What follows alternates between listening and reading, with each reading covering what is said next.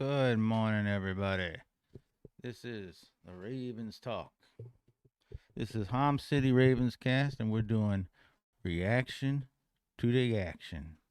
Well, it's 10 a.m. in the Baltimore today, and I'm happy to say that the Giants, Cowboys game just ended. Oh, I'm just kidding with you. That was a great game there last night. Cowboys pulled it out. Um, the last couple of seconds.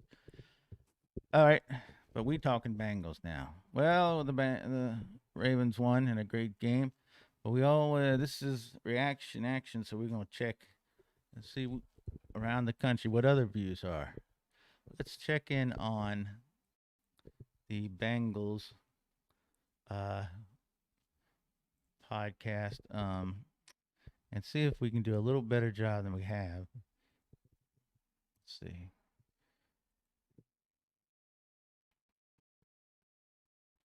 All right. Let's see how this goes.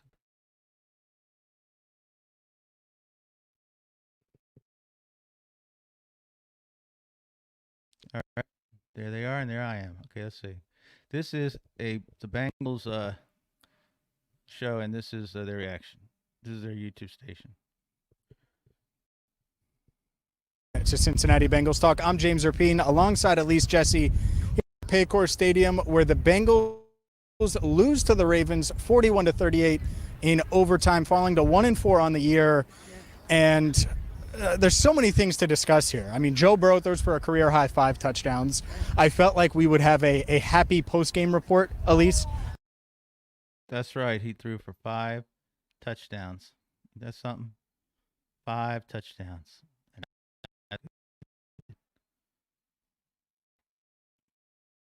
For the first time this year where both of us are together. I mean, they haven't won. They're 0-3 now at home. So we don't get that. So maybe that's the issue. I don't know where to start, but we'll start with this. The Bengals are 1-4. No one expected them to be 1-4. And 1-4 is the worst start of Joe Burrow's life in any season in any sport ever. And you think about, it could have been, I expected us to be talking about the career day from Joe Burrow with 5 touchdowns, almost 400 passing yards.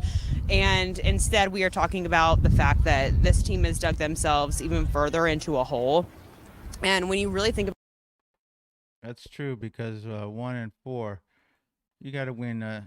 You won't have a winning record no matter what happens for a month. And they lost to a divisional foe. their 4 losses, I was looking at their 4 losses after the game. Those 4 losses are by a total of 15 points. They are having so much trouble closing out these games, and it's burning them. And you can. My note to all sports fans: don't do how much we lost by as a way to think you're having a good season. In the NFL nowadays, a week-to-week league, a loss is a loss.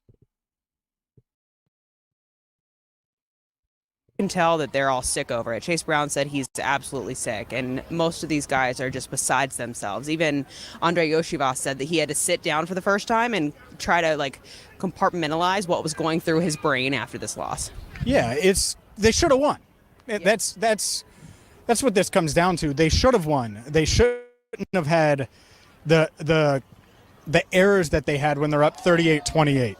And they're up 38-28 in the fourth quarter. The offense has scored 4 straight touchdowns. They're rolling. Yeah. And then you have the interception. We can get to that in a second and what Ja'Marr Chase said. By the way, Ja'Marr Chase reacted right here on CBT, so check that out. But Ja'Marr Chase and Joe Burrow, the interception. Mm-hmm. The Ravens go tie it. The Bengals have a shot. Then they give up a sack. So now they're behind the chains. T. Higgins can't hold on to a pass. 3rd and 17. Well, now you got to run it, force overtime, go into overtime. And then the Ravens, they do what you needed them to do. They give you the ball back. Yes. You have the shot, and this is the story that a lot of people are going to have. And we haven't talked about this, so I'm curious. They ran the ball 3 straight times there. Everyone's talking about it. Mm-hmm. Your thoughts? It's so funny because the second you took the mic, I was like, I really want to know what James thinks about the fact that they ran 3 times in overtime instead of putting the ball in Joe Burrow's hands. He was on fire. Career. Oh, yeah, that was kind of strange. I thought that was good for the Bengals. I mean, the Ravens benefited from that. I think, since they weren't stopping the run at that. I mean, the passing at that point. But to be fair, they did put the team. They did get the team into a good field goal position. Your day, 5 touchdowns, 371 yards, and you're going to take the ball out of his hands? I mean, no offense to the running backs at all, the running back core that they have, but dang, Joe Burrow. I feel like Joe Burrow could have put them in a better position to have a touchdown versus a field goal, and it sounded like the entire time they were focused on getting a field goal instead of scoring a touchdown, which I'm not a fan of. Yeah, it's a double-edged sword. I just said 3rd and 17. How did they get into that 3rd and 17 their previous drive? It was because they got sacked on first down. Yeah. But to your point, you say, all right, Joe, game on the line. We're in field goal range. Get rid of it quick. And, yeah, I want Joe throwing a pass in that situation. Shocker. Those that watch this channel know I want Jamar Chase T. Higgins to be featured and to get the ball early, often. And, yeah, there was one play Joe checked out of it because it was a bad passing play against that look, so they ran it. He can do that on any play. Clock wasn't a factor there, though. So it's not like, all right, we need to sit on the ball for 3 plays. And so there's a lot that goes into it. But to your point, and let's just say Joe Burrow throws it and ends up getting sacked on 2nd down. Well, I wouldn't have been like, oh, well, they shouldn't have thrown it there. Very rarely are we going to be like, oh, well, take the ball out of Joe Burrow's hands. That's a bad decision. Right. Even after the interception, even after the sack on the previous drive. So, yeah, throwing the ball there at least once, I think would have made a lot of sense. And the reason we wouldn't have spoken about it or it wouldn't have been a big deal is because the reason why you pay Joe Burrow so much money and he's the face of your franchise is because you trust him with the ball in those moments to make big key decision-making drives and plays in the biggest moments. I mean, their game is on the line. And you're going to, I don't know. It's you don't want to put the players in a position where they're forced to sound like they're questioning the coaching staff, but reporters certainly are. And I know fans probably are too. Yeah, fans definitely are. And in a game, on the flip side, where he is that good, Lamar Jackson is that good, is that dude, is the reigning MVP, and you can't stop him, it's like, all right, you get another shot. Because I got to be honest, when they went to overtime, I wrote the story, oh, well, Ravens win 44-38 in overtime. Lamar Jackson throws, I have 3 X's, yard, touchdown, pass to blank, because that's what I thought was going to happen. I thought they were going to march down, similar to what they did right after the missed field goal. And let's talk about that now, because it's a missed field goal, but it's something that, if you watch this channel, I talked about it throughout the Brad Robbins, Ryan Rico competition. Holding is 50% of the job. Holding is the key to one of the elite weapons on this team, which is Evan Money Mac McPherson. And Ryan Rico, up to this point, hasn't had any issues holding. In the biggest moment of his young career, bobbles the snap, and that's what cost them the game, because I have no doubt that Evan McPherson would have made that field goal had the hold been clean and it be put down the way it should have been. It was the biggest moment of the entire team season. Imagine getting a win, kicking that field goal, watching Evan McPherson kick that field goal, and the Bengals come away with their 2nd win of the season, 2nd win in a row, 1st win in front of their fans, and 1st win in the AFC North. And now they're starting to string wins together. I mean, the entire look on this team would be completely different from what is going to be tomorrow on Monday. Yeah, that's what this is. This could have been a season-defining win. That's why you had Joe Burrow say he needed to play damn near perfect, and he was damn near perfect. By the way, the interception, let's get to that now. There's so many things that we have to get to here. The interception, Jamar Chase said, I ran a crappy, but he used another word, route. And he said it a couple of times. And who am I to blame him or say he's wrong? We asked Joe Burrow about it. You can watch these videos, by the way, right here on Cincinnati Bengals Talk. And Joe said, basically, like, yeah, I wouldn't have done anything different. And then he was asked about Jamar and what Jamar said, and he was like, oh, well, Marlon made a great play. So credited Marlon Humphrey. Jamar said that too, credited Marlon. But if he runs a better route, then maybe that doesn't happen. Those are the things. It's been a theme throughout the year. Ryan Rico today, the route by Jamar. Dejan, little things. Can't quarterback in the world. Washington fans can't get mad at that.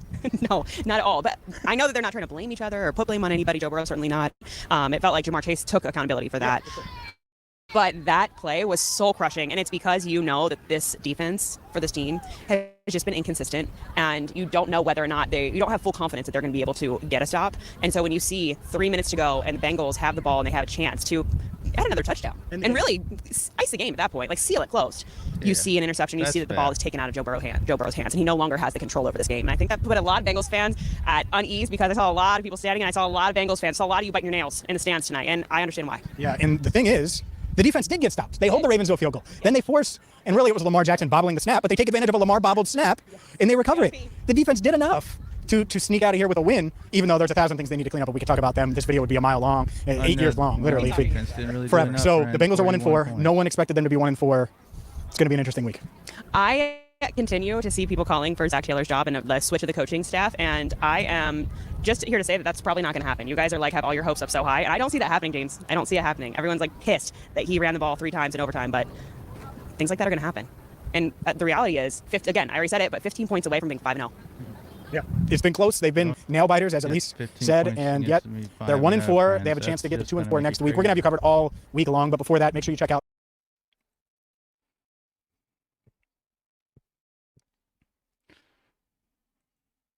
Well, they have a lot of issues there in good old Cincy. Move over here so y'all can see the foliage. All right, that was good, Cincy. So last night let's get some more reactions around the country. Let's see, who do you want to hear from? Let's see. Let's see. Who was talking last night? Yeah, so you can talk about 3 runs in a row, but you giving up 41 points and your quarterback throws for 5 touchdowns. I mean, to be fair, you can't hang it on the offense or the play calling because I mean, come on. Come on, man. All right. Let's see what is going on in the world of football. Let's see what they're saying in Pittsburgh. Last night, the Steelers played, looked like a great game in Pittsburgh, but they lost to Dallas. So what are they doing over there? How are they taking that game? That's AFC North. We're going around.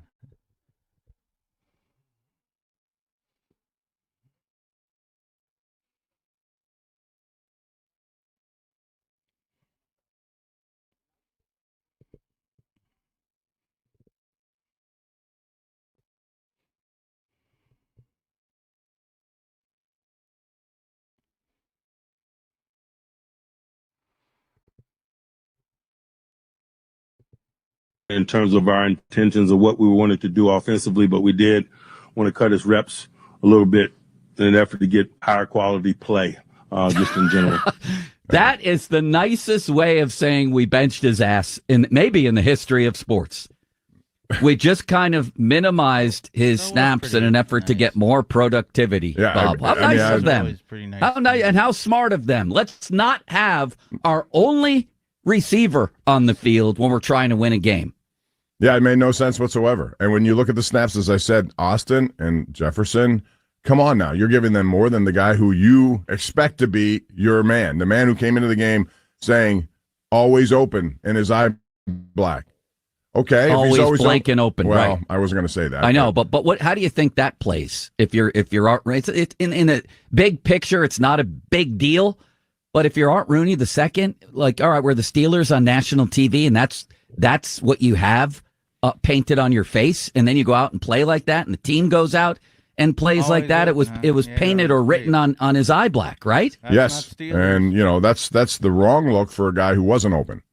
He got caught, and Justin Fields tried to force feed him a few times, and it was dangerous to do. So, listen, I feel bad for Justin Fields in a way, because I think what we saw from him in Chicago was they just didn't have an offensive plan, so he ran wild. He didn't play well, Bob. No, I'm not saying that. What I'm saying is it's hard to play quarterback if you're playing not to lose, and your number one focus, it seems, is not turning the ball over. Well, in the first half, I thought that they let him unleash the ball down the field a little bit. He averaged like 15 yards in the air per pass. So they did do some of that. Not enough for me. He was inaccurate. But I want to start. I thought he had Mount Washington and Collinsworth set it on the broadcast, put a little loft on the ball. But he had a nice throw to Connor Hayward, which he got both hands on. I know that's a tough catch, but it's one that I think somebody has to make. That's a 50-50 there. It could have been a better throw, but it should have been caught. And then he almost got picked going the other way. It should have been picked going to Jefferson. All right, let's get into this then. And we will. No, we won't. First, I want to talk about the timeouts. Yeah. Yep, we had that problem. How do you leave that game? Last week he kept him in his hip pocket. This week he was dumping him on the field like Gatorade. What is he doing? What is he you gotta be doing careful with in the this second timeout. half? How do you have the ball? 15 seconds left. First of all, there would have been more than 15 if he had used his timeouts Yeah, right. But strange secondly, there okay, at the end. 15. You have a field goal kicker who could hit from 60 to put the game in overtime, and you have no timeouts left? He used the first one before a 4th and 1 for the Steelers. You used them too much. No, Is there a Could've problem saved with the points if we operation run here? offense. It's 4th and inches. those should never happen. Lean forward. Yeah, just lean forward. Wasn't as bad as the second one, which was miscommunication on his defense. 12 men on the field. They got to blow another one. And then the last one, Bob. The last one, there could have been a 10-second runoff. Or there was a 10-second runoff. Right. They could have avoided that by using a timeout. Yeah, that's and Mike another weird Tomlin thing. essentially said, no thanks. Who needs 10 seconds? And then he used one before the That fourth was down strange. play. That was strange. He Well, used if one it- before the Take the fourth down 10 play. At that and- point, there was no I mean, reason they not took to use the it, just to 10 make sure. You had only one left. You weren't going to get you had to stop him. So you had to make sure could of have that. used that timeout. And not only that, what those I'm are the saying dumbest is- timeouts in the world because you get to see what the other team's doing. Like, what are they going to do? The Well, same the game thing was after on the the line timeout? right there, so I don't. That's, Yeah, and that's guess what? But Guess the what? first two that you mentioned, those are ones you want to have in your hip I'm pocket sure. at the end. Yeah. So you Why same didn't he for take- offense. Why didn't he take it to play before then? That's number one. Number two, Mike McCarthy quoted as saying he used Tomlin's timeout to get a different personnel package on the field with more protection for Prescott. Dallas changed anyways. Okay. So he used that timeout. Yeah, I mean that's fine, but you Some still have bad, to execute the time play, and they management for didn't. the Steelers, that's So fine. you know They that's usually don't have the that. problem with that is it just there's one play left. That's it. So the So it Steelers all are comes down hot. to one play. What are you going to do But the if you don't take a coaching timeout there? People will be and- critical that he didn't use it to put the right people in to make the play. I don't know. I'm just some of saying the time the clock early management. part of these timeouts that are used early in games are inexcusable. Those are the what I- problems Either that you way, have late in his the game team- when you have nothing You gotta left. have a His go-to team had play. the ball.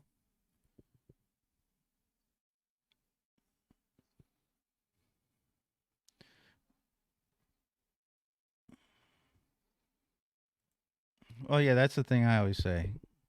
Those timeouts in the second half, you really gotta be very frugal with using them because you're gonna need them, and you can have a go-to play. A timeout, wasting a timeout in the second half is so huge. You just have to have a go-to play you use, like a quarterback running, instead of using a timeout. But that's just me. That's how I think. So the Steelers lost. And who else do we want to hear from? Steelers lost to Dallas 20-17, a game that was in the delay. Okay. Now let's see. What are they saying in Buffalo? What are they saying in Cleveland?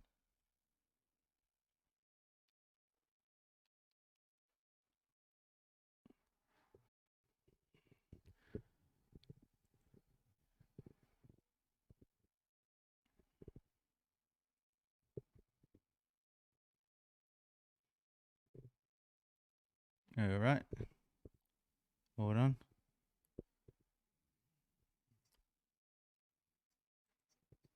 All right. Let's eavesdrop on what the Cleveland guys are saying.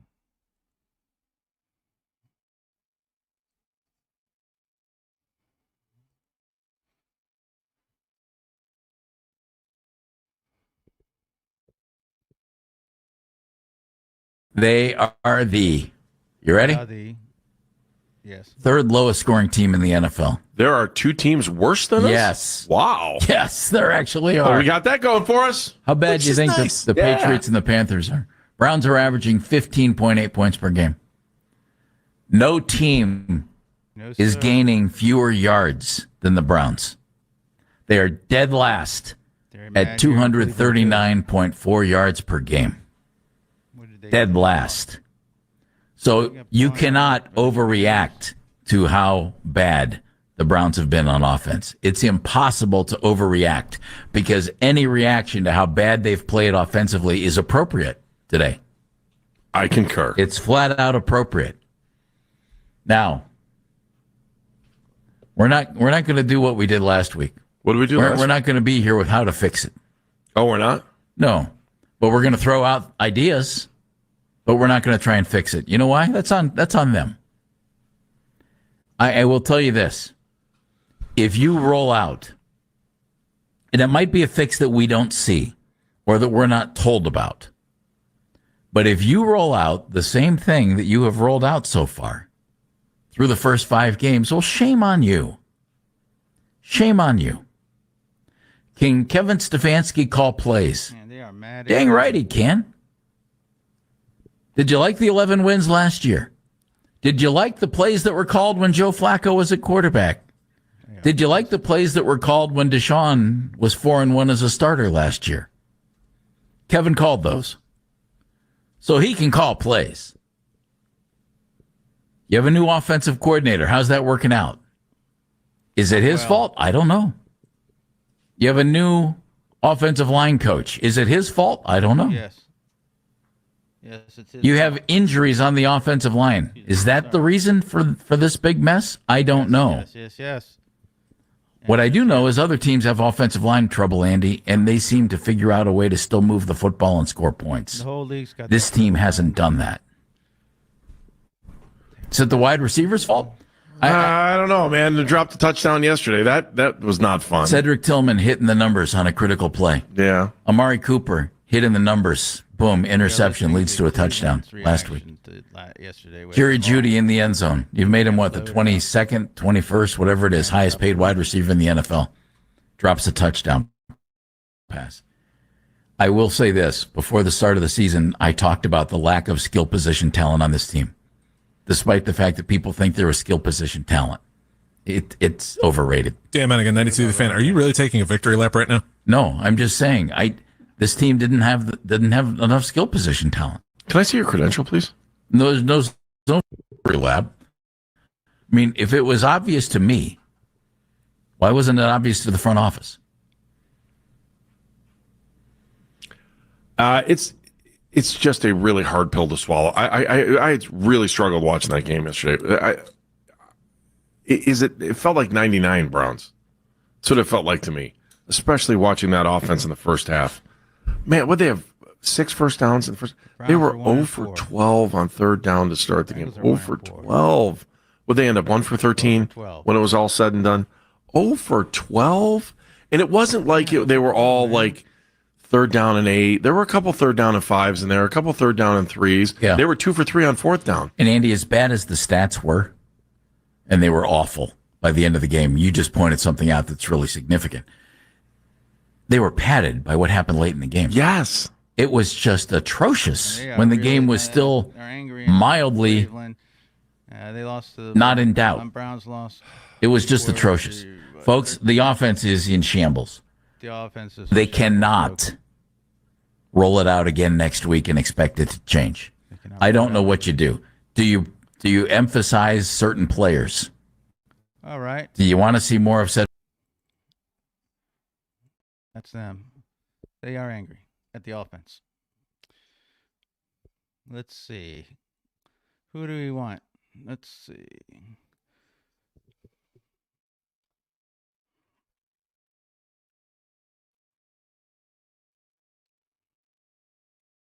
Let's find some interesting.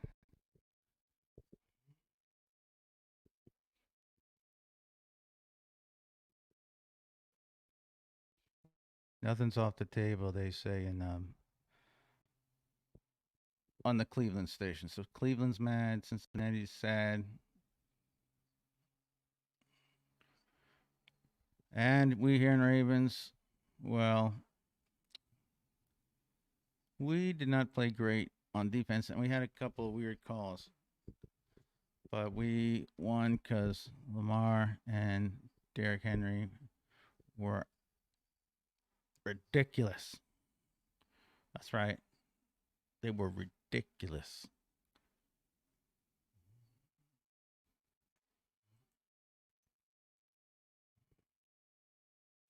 And now we're just going to go around the league and see what other teams are doing. Buffalo lost a close game to the Houston Astros, to the Texans. Excuse my language. Excuse my French. It was French for Italian. All right. Let's see if we can get Buffalo up here.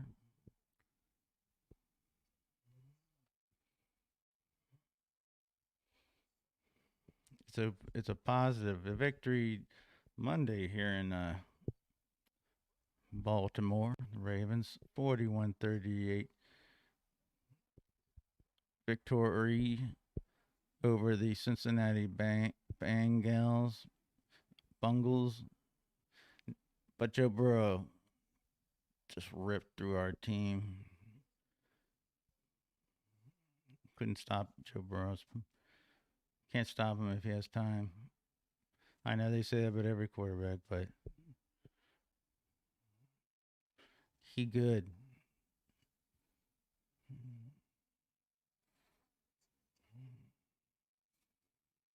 That's how it is. It was a good emotional game last night. It was a beautiful day in Cincinnati. That was cool. It was a fun game to watch. The Baltimore-Dallas game was really good, intense. Dallas saved their season. Right. We did the AFC North, so we're going to go in here to Bills. Just waiting for them to get out of commercial.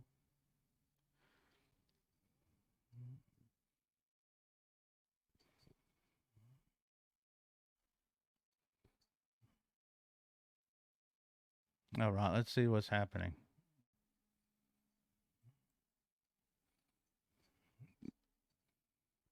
They're talking sports.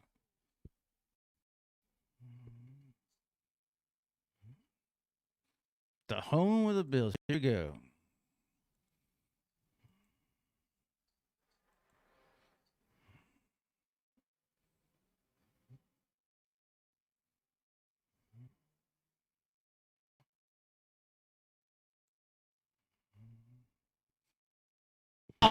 DeJuan Smoot forced the fumble. Really nice job there by the defense. Dorian Williams played a nice game yesterday. Although I know that the lack of communication at the end of the game, the Bills only had 10 guys in the field until he showed up late. He got on the field with time, to spare. So they didn't snap it with only 10 guys. The Texans, that is. But he played a good game yesterday. Dwayne Carter was also excellent, but I did have some arrows up. Williams and Carter made both of those at WGR550.com. Welcome back to the Northtown Automotive Extra Point Show. Sal Capaccio with you. We are live on Facebook as well, the WGR Facebook page. We are loaded with phone calls. I love it. I love seeing the phone banks lit up like this.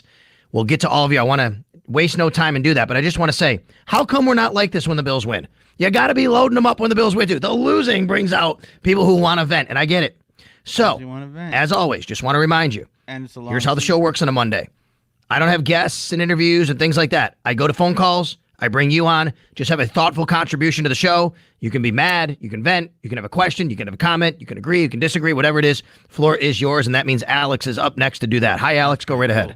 Good morning, Sal. Good morning. So we are the only girl at an all-boys high school, and we're going to be the prom queen. The division is absolutely terrible. I can't believe that we lose 2 games in a row, and our odds of winning the division probably went up. So I'm starting to see some things. Houston, 2017, Josh Allen. We're rolling to the right. I'm starting to see a lot of it, and I'm starting to see him go back 10, 15 yards. I feel like he's starting to regress a little bit. And I hear a lot of things about the wide receiver separation. We knew going into this season that Josh Allen didn't have a lot of reps with these wide receiver group. The only person he threw passes to last year was Shakir, Kincaid, and Cook and Knox. And it was barely Knox, and we don't even know where Knox. There's only one wide receiver on that list, by the way, Shakir. Correct. Exactly, right? It was supposed to be a different option. When we drafted Kincaid, we're like, okay, is this the second coming of Kelsey? And we really haven't. I feel like Shakir was your best option?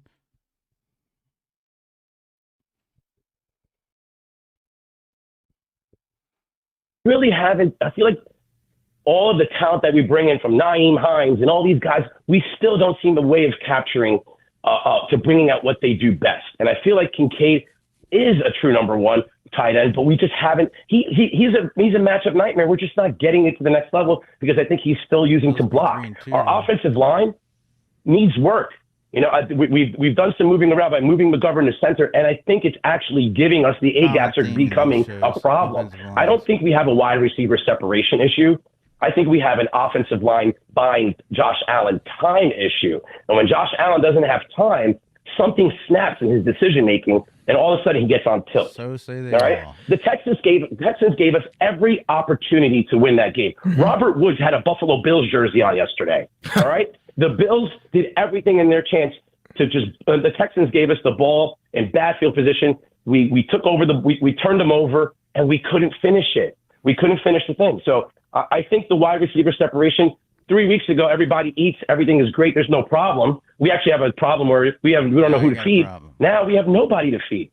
What happened? What happened? Yeah, listen, the guards were a problem yesterday for sure, and the offensive line has not had a great couple of weeks here on the road. Where I thought they were really good the first few weeks. They did run the ball well yesterday, and actually over 5 yards a carry. But your overall point, and by the way, I just want to touch on the rolling right. It's a good observation, Alex, by you, because it is something that teams have done now more, which is don't let Josh Allen roll right. You know what they're doing? They're bringing pressure from that side to force him to kind of step back, as you say. You know what I mean? But retreat a little bit. They're doing that. They're not biting on play action. There was a boot yesterday where Josh Allen booted out to the right side. There was an uncovered rusher, but that's by design on a bootleg. He just didn't bite.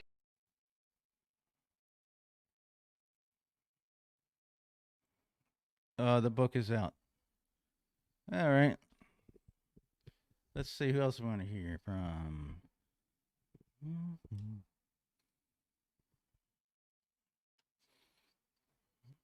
It's the Bills.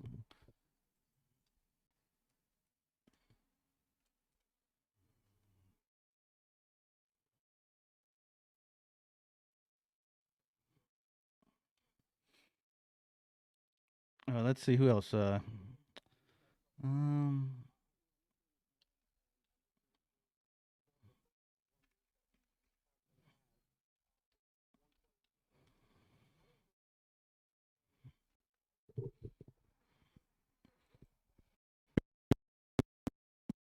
I'm in Buffalo.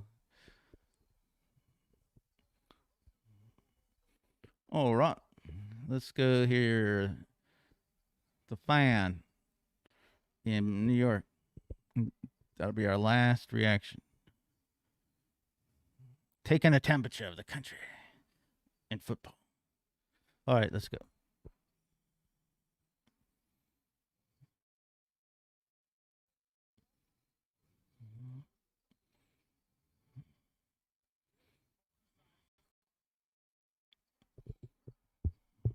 Well, New Orleans visits Kansas City tonight. Derek Carr is used to playing in Kansas City. 24-23.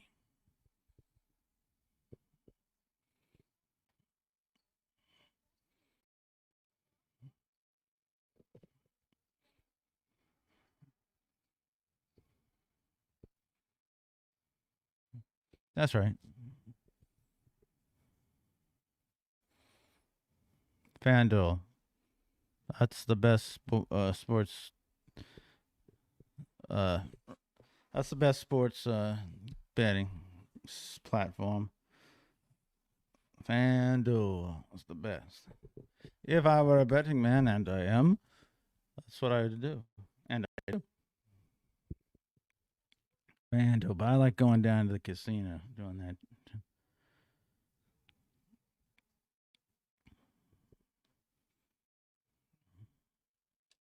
That's kind of cool how these gambling sites are able to tell where you are, so whether it's legal in that state.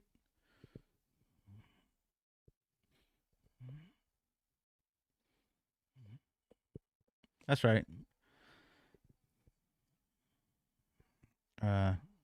But I bet the old-fashioned way. I go to a casino,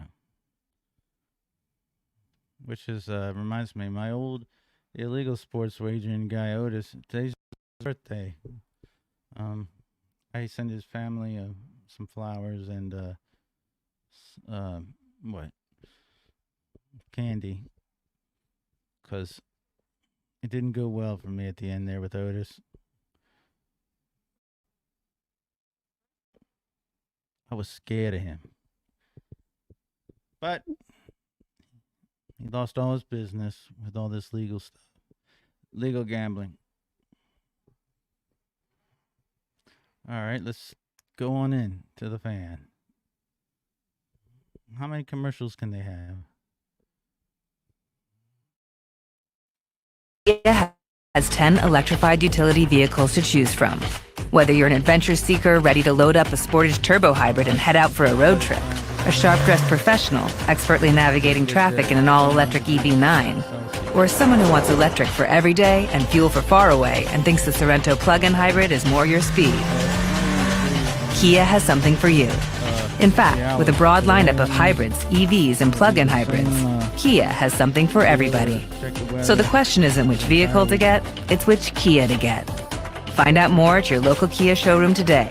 Kia, movement that inspires. Call 800-333-4KIA for details. Always drive safely. The 2025 Sorento PHEV has an EPA estimated all-electric range of 31 miles on a full battery charge. Actual range will vary. Our negative thoughts can stick with us, so we all have something to get off our chest. Therapy is a safe space to... All right, let's see. What else in the NFL? Well, Minnesota's undefeated. That's weird. Houston's coming back. Kansas City's got a great defense. The Ravens have rebounded. Dallas won a game of desperation. The Bengals have put themselves in a bad position. See, the Jets are... They took the Jets took the Jets to London, and guess what? They didn't get off the damn plane. You know what I'm saying? Aaron Rodgers was feared the woke mob over there, but since it's 6 hours different, they were the sleep mob, but they still scared him.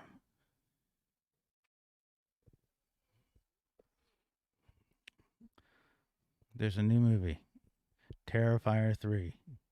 Guess what? That shit is terrifying. So you already know. The title gives away the movie. Not going to see it. All right. Waiting and waiting for the fan to get out of commercial. Do y'all like this beautiful fall foliage that's behind me? I knew you would. I knew you would. I knew you would like it. I know. You motherfucker. I knew you would like it. That's my De Niro behind a mask, and that's not easy to do. All right. While we wait,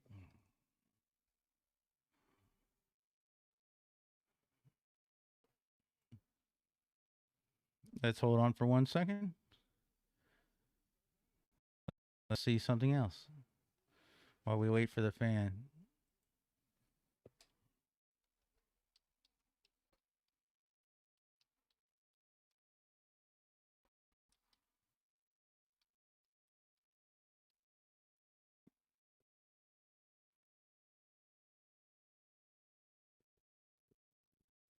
All right, everybody.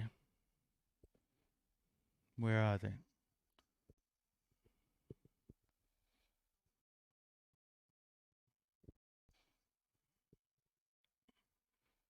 All right, here we go, baby.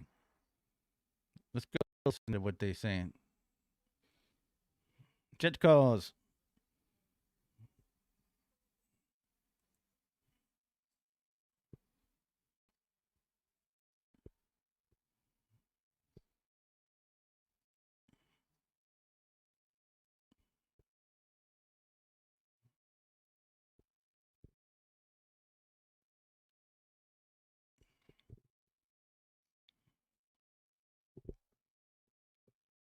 Deeper than they were. That is coaching, that is game plan, and that is execution Daniel Jones was great, but what a dominant performance from the Brian Dable-led Giants yesterday. That was eye-opening. Matter of fact, it was stunning. And, you do the Jet-Giant comparison. I don't know this for a fact. I strongly surmise this, just the way my perception of Saleh.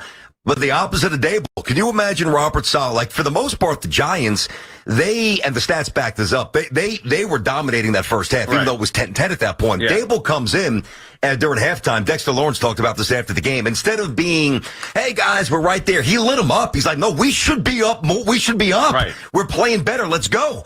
I can never envision Robert Saleh doing that to a locker room. Now, forget about Saleh for a moment. Back to the Giants. That was, to me, stunning.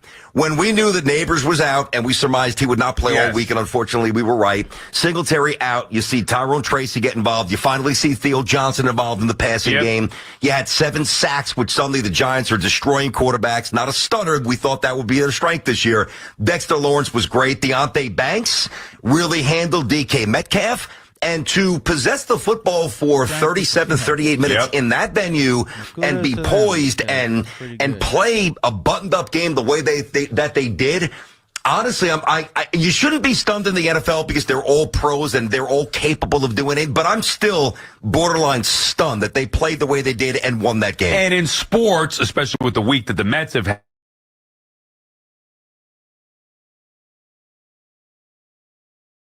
we should way to be like, I know they're 7-point underdogs. Still, that game going in, based off of what we saw from the Giants, even Thursday night against the Cowboys or, the Washington game, whatever, and really Seattle as well. I think it's more of a knock on Seattle in addition to what the Giants did yesterday too. But you're thinking, man, how the hell could you make a case for this Giants team to win? But they showed you how, and maybe we shouldn't be that surprised. A orchestrated game plan. But the one thing the Giants have done consistently this year is drive the football. They haven't always finished, but they've been able to drive the football, ball control the TOP.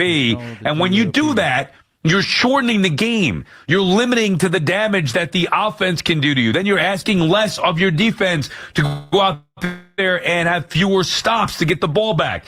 Daniel Jones was brilliant in this game. This was a 2022 type performance. He even connected on a deep ball. Really? Slayton, I know, Mr. Dropsies. He was good yesterday. Won the Robinson. Yeah, so the Giants had everything work. And by the way, it wasn't even like they played a clean, perfect game. Obviously, right out of the gate, huge drive, fumble, return the other way, and you're thinking, man, can it get any worse? They come back and still win that game, but it just goes to show you, BT, what you can do with a smart coach who knows how to utilize what he has, whether it's offensive, defensive, whatever. That, to me, was on Brian Dable. Now, the guys did their jobs, but that was a Brian Dable win yesterday. And he holds him accountable. And he really has from minute one, that Tennessee Titans game, a couple of years ago when he lit up Daniel Jones. Now, we've had a lot of discussions about Dable.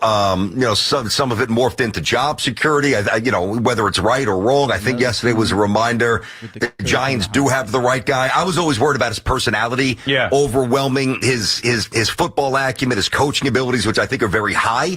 And the Giants are a kicker or a couple of plays away from being 3-0 on the road. And by the way, they should have won the Commanders. They beat the Browns. They won yesterday. And by the way, think of the teams that they lost to. Undefeated Vikings. Yeah. Commanders taking a league by storm all of a sudden. Yeah, 4-1. And Dallas, that's a game that you should have won. But think about their losses. Giants are not as bad as people thought. And to a point where even I was high on the Giants. I took the over 6.5, but I didn't expect what we saw yesterday to be the case. You figured they could win some games with Daniel Jones, sure. But without Neighbors, without their top running back, they again showed you their game plan. I think the most important thing and I thought they would be good defensively coming into the year. I think we all thought that would be their call card. Right. We said it literally before the year. We said, what's going to be their identity? Well, it should be their defense. Okay, so fair enough there. Yeah, right. But the fact that they drive the ball the way that they did, and notice what they did yesterday too, without Neighbors, how'd they make up for it?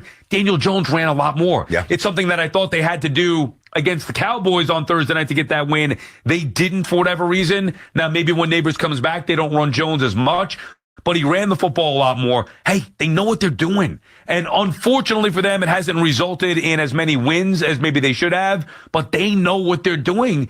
And maybe this could be a team that could get 8-9 wins if everything goes right. And now that's down the road, but I'll give you a little snippet here. I mean, the next game the Giants have is a Sunday night game, the Bengals. So that's at home.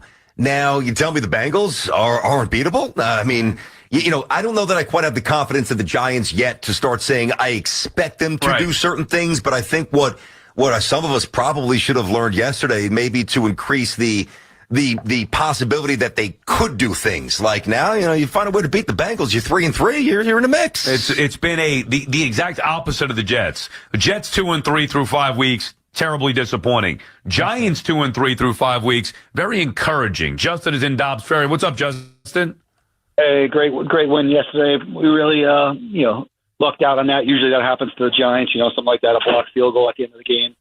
But, thanks to Geno Smith, sliding early and not getting that first down and, doing the typical Giant mistakes. But the one thing about Dable at the first half, I mean, they had 3 timeouts. It was like 3rd and 6. It's like, and then, you got to call, use a timeout and get a good play, get the guys ready for a play that could get a first down so they don't come back and score, a field goal. It's just little things like that could have cost us, the game at the end. Yeah, but you're nitpicking there, Justin, and thank you for the call. And you're right. And to BT's point, there's no way that game should be 10-10 going to the half. The Giants dominated the game every step of the way, and yet they found themselves. All right. Giants did well. The Jets did not. What else did we learn? In Pittsburgh, they're mad at the clock management. Let's see. In Cleveland, they're just totally sort of giving up on this team. And, I mean, not giving up, but it's all dour. Let's see. We went to Buffalo. They were worried about the lack of wide receiver and the offensive line problems continue. That's with every team, though. And who else did we see? Cleveland, Cincinnati, Pittsburgh, yeah. The Jets and the Giants. All right. Well, I'm going to end this with something. All right. How can we end this? Let's end this with a little something from this is an independent station, but we have a certain person that is a boss, they call him. It's never a good nickname. You know him, you love him. Big fan my whole life. And I'm proud of this. He's a good guy. Listen. Springsteen, friends, fans, and the press have asked me who I'm supporting in this most important of elections. And with full knowledge that my opinions no more or less important than those of any of my fellow citizens, here's my answer. I'm supporting Kamala Harris for president and Tim Walz for vice president, and opposing Donald Trump and J.D. Vance. Here's why. We are shortly coming upon one of the most consequential elections in our nation's history. Perhaps not since the Civil War has this great country felt as politically, spiritually, and emotionally divided as it does then at this moment. It doesn't have to be this way. The common values, the shared stories that make us a great and united nation are waiting to be rediscovered and retold once again. Now that will take time, hard work, intelligence, faith, and women and men with the national good guiding their hearts. America is the most powerful nation on earth, not just because of her overwhelming military strength or economic power, but because of what she stands for, what she means, what she believes in. Freedom, social justice, equal opportunity, the right to be and love who you want. These are the things that make America great. Donald Trump is the most dangerous candidate for president in my lifetime. His disdain for the sanctity of our Constitution, the sanctity of democracy, the sanctity of the rule of law, and the sanctity of the peaceful transfer of power should disqualify him from the office of president ever again. He doesn't understand the meaning of this country its history, or what it means to be deeply American.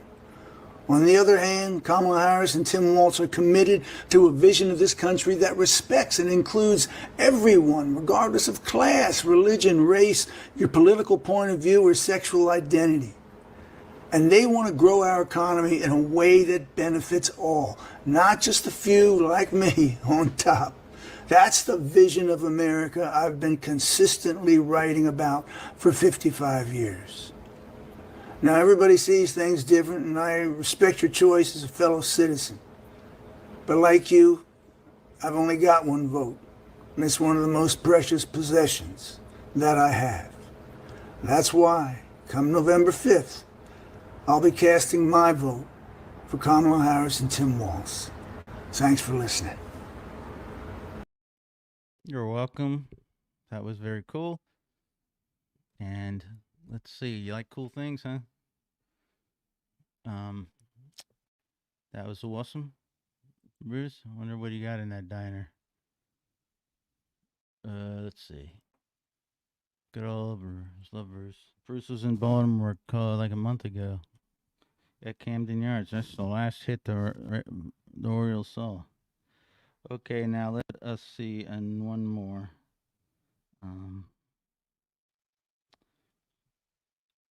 If you think that was cool, and this is cool also.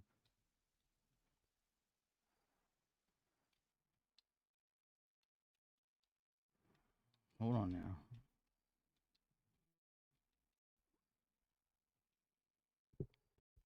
All right, let's see what we see. You okay?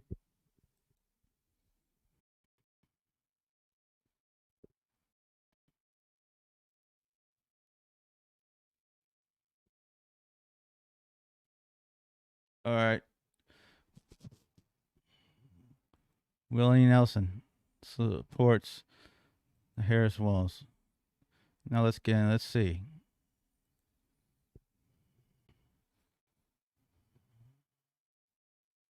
All right, we're waiting it, setting that up. And let's see.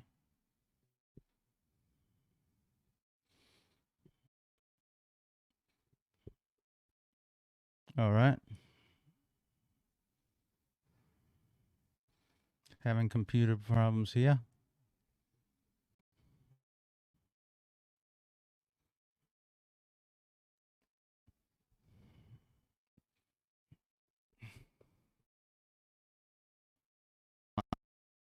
Yeah.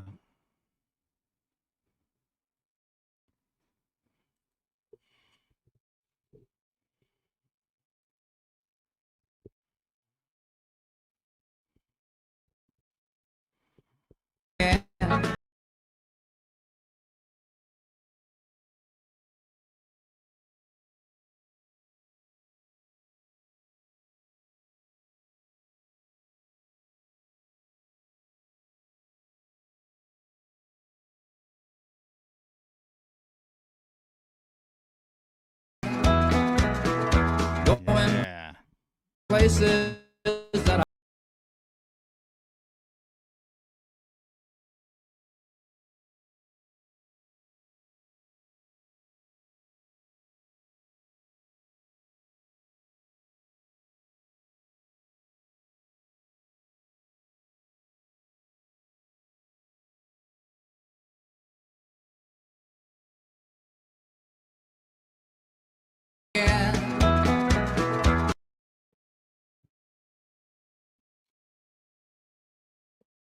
All right.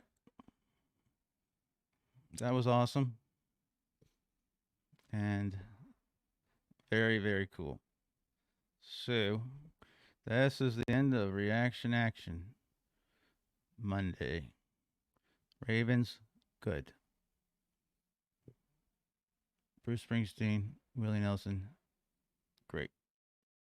All right, everybody. We will talk to you later when we're back with some more info on another show. So, like and subscribe. Crush that subscribe button. I don't know why they say that. Don't hurt your computer. All right. I will say to you all, a very good morning and hope to talk to y'all soon. Again, thank you.